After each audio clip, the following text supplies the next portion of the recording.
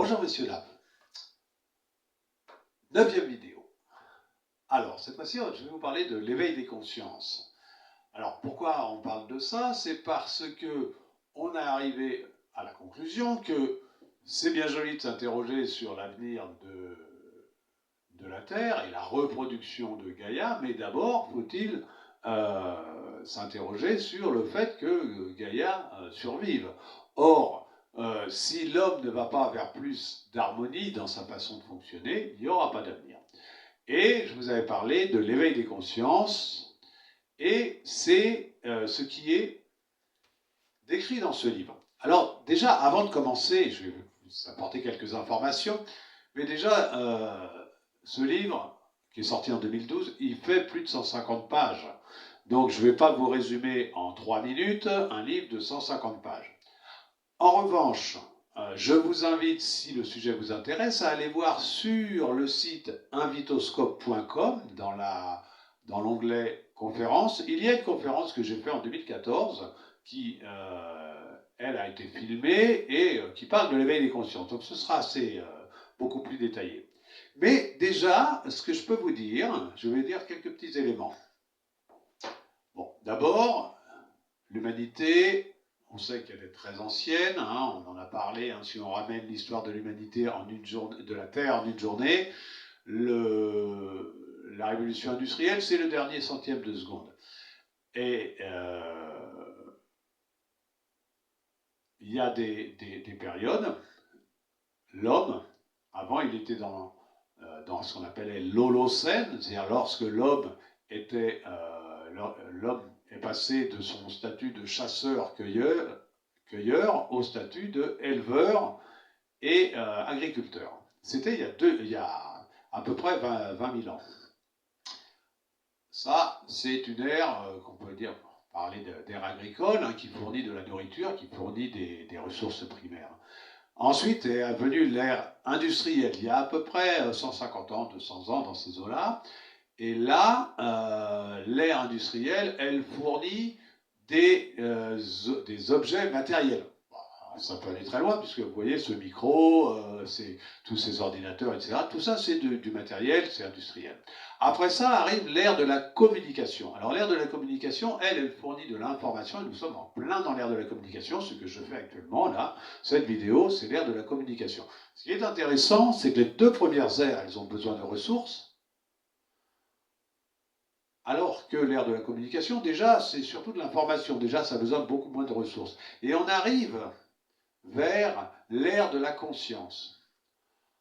Alors, je vous ai parlé de la montée des chakras. Hein. Premier chakra, les besoins primaires. Enfin, premier besoin, les besoins primaires. Ensuite, la reproduction. Après ça, le centre de l'ego qui est moi mieux qu'un autre. Et ensuite, on monte au niveau du chakra du cœur.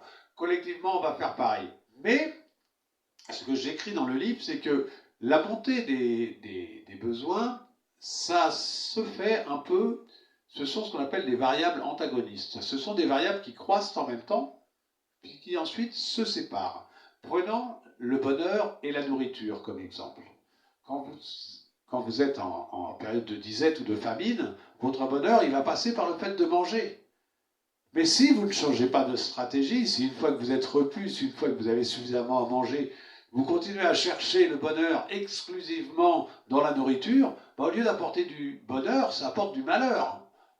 L'obésité, l'épidémie d'obésité dans notre société le montre bien, l'obésité, le diabète, toutes ces choses, etc.